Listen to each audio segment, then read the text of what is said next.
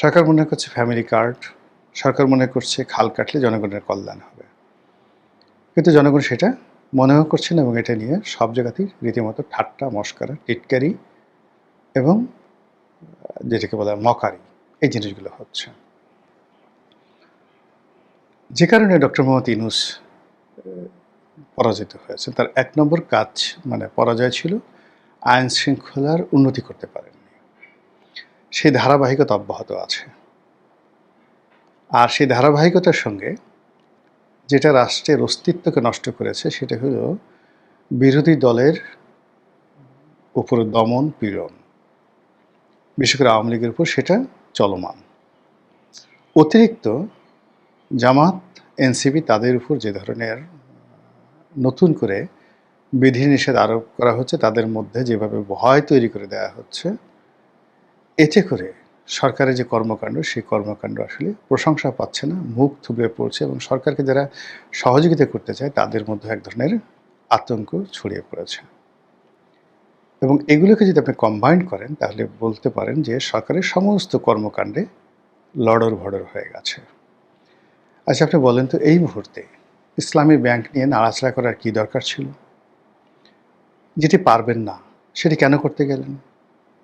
ইসলামী bank দখল করতে হবে, এস আলমদেরকে ফিরিয়ে দিতে হবে, এই ধরনের কথাবার্তা কেন আসবে?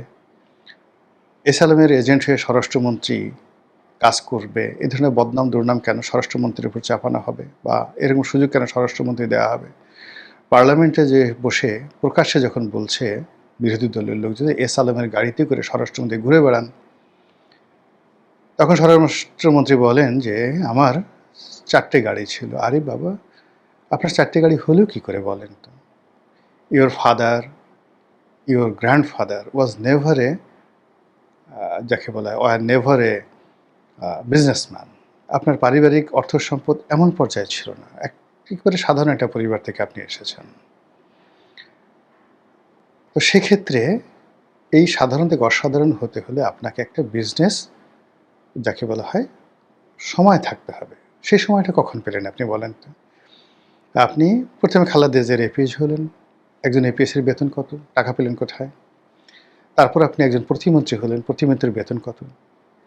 এরপর 111 হলো, 111-এর সময় আপনি ওই যে আপনি আউট অফ স্টেশন, তা আপনার জীবনের সময়টা হলো মাত্র চাকরিজীবী হিসেবে 91 থেকে 96, তারপরে মন্ত্রী হিসেবে 2001 থেকে 2006, বা আমি আমি আমার আসলে ওরকম না, উনি একবার মানে যাকে বলা হয় যোগাযোগ প্রতিমন্ত্রী ছিলেন এবং সেই যোগাযোগ প্রতিমন্ত্রী হিসেবে চট্টগ্রামের যে মেরিন ড্রাইভটা রয়েছে ওই মেরিন ড্রাইভ, তখন যোগাযোগ মন্ত্রী ছিলেন অলি আহমেদ।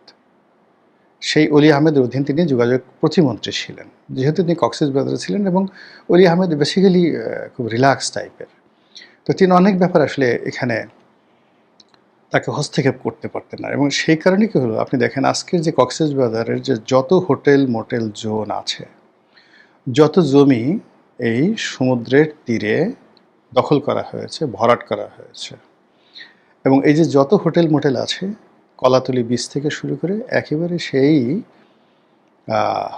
আপনার যাকে বলে লাবণী পয়েন্ট থেকে শুরু করে একেবারে সেই এখন যদি আপনি ধরেন এদিকে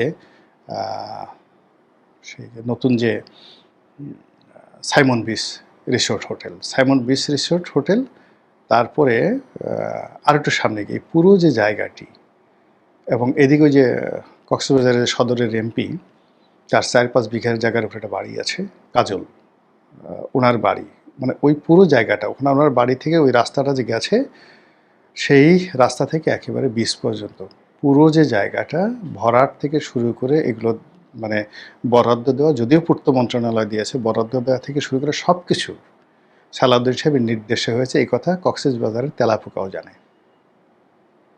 আচ্ছা, এই যে তার কথা মতো এই কাজগুলো হয়েছে, এই বিশাল একটা এলাকা বরাদ্দ হয়েছে, ভরাট হয়েছে, সব কিছু হচ্ছে, এর মাধ্যমে যদি কিছু আয় রোজগার হয়ে থাকে, এছাড়া আর কী ব্যবসা আছে তার যে 4টা গাড়ি তিনি মেনটেন করতে পারেন?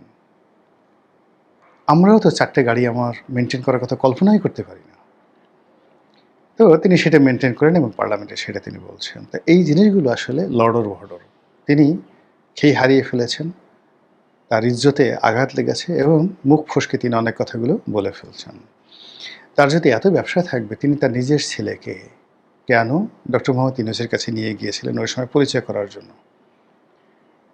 তার সঙ্গে খালেদা জিয়ার সম্পর্ক ছিল, ভালো কথা।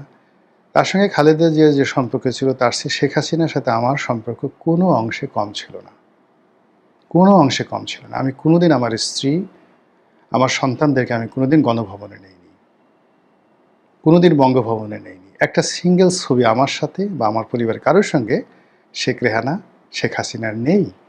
এটা ব্যক্তিত্বের বিষয়, এটা পার্সোনালিটির বিষয়। তো যা হোক, এই যে সালাউদ্দিন সাহেব,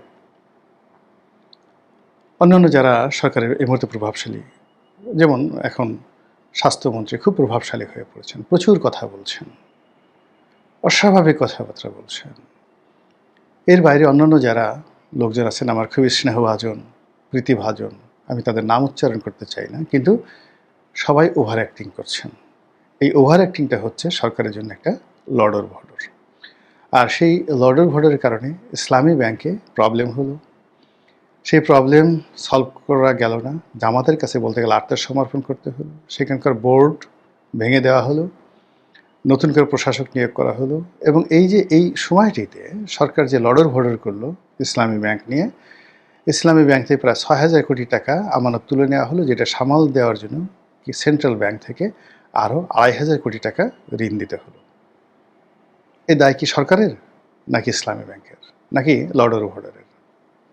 তো এই যে কাজ ঘটছে, এর বাইরে আপনি দেখেন মগবাজারে যে হাসপাতাল আদ্দিন, এটি নিয়ে কী লঙ্কাকাণ্ড ঘটছে। স্বাস্থ্যমন্ত্রী লাইসেন্স বাতিল করে দিয়েছেন, আবার বলছেন হাসপাতাল লাইসেন্স বাতিল করেছি, মেডিকেল কলেজের করিনি।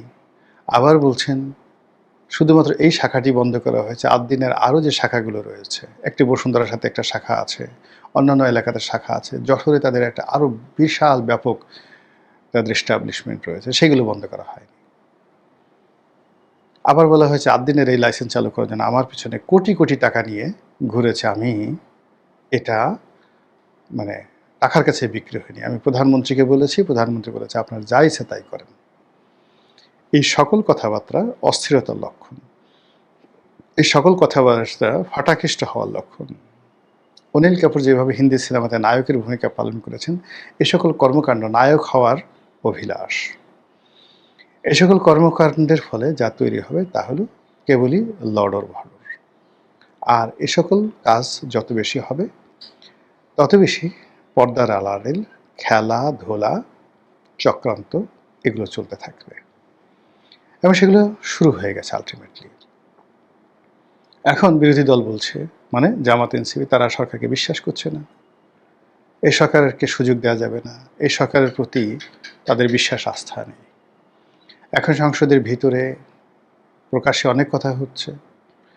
জামাতের যিনি সভাপতি, তিনি প্রাণান্ত চেষ্টা করছেন, কিন্তু তার যারা তরুণ তুর্কি আছে, ডাক্তার মাসুদের মতো লোক, তাদেরকে দমানো যাচ্ছে না।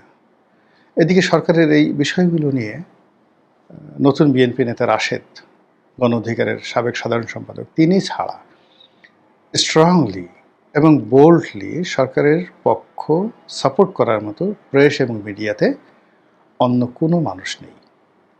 কেউ সরকারকে সমর্থন করছে না, বরং যে যার মতো সরকারের সমালোচনা করছে, কেউ এড়িয়ে যাচ্ছে, কেউ মানে বিএনপির বড় বড় নেতা তারা মুচকি হাসছে, আস্তে করে পাশ কাটিয়ে যাচ্ছে। কোনো মন্ত্রীকে ডিফেন্ড করার জন্য বিএনপির যে সকল বড় বড় নেতারা মিডিয়ার সঙ্গে যাচ্ছেন, রাজনীতি করছেন, সবাই মুখে তালা এঁটেছেন। No talk, nothing, let them play. এইভাবে একটার পর এক ঘটনা ঘটছে।